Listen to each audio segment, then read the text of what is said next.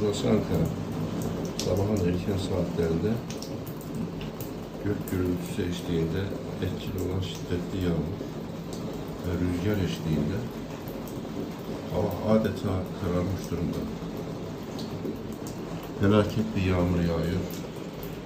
Evet, yağmur berekettir falan diyoruz ama rahmettir diyoruz. Ancak temennimiz bu bereketin sele ve su baskınlarına dönüşmeden yani toprağa doyurması hiçbir vatandaşımızın ve hiçbir yerleşim yerine zarar görmemesidir.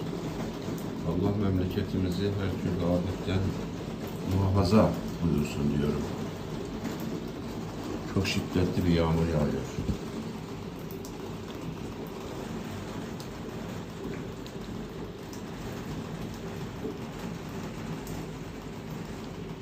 Arabalar su içinde kalmış.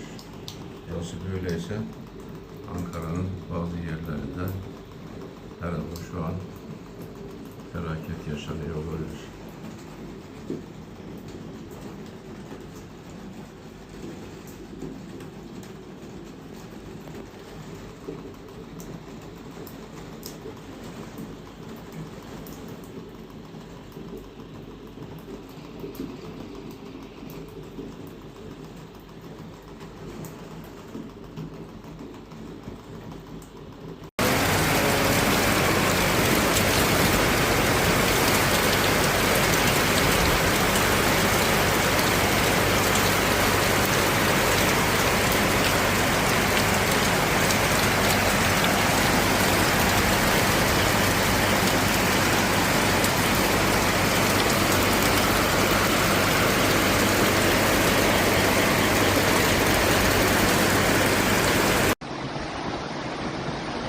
Gidiyor, motorlar gidiyor.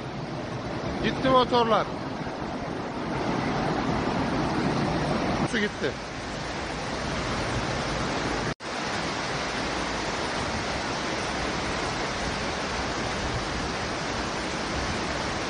Orada mı kalmış, yola mı çıkmış acaba?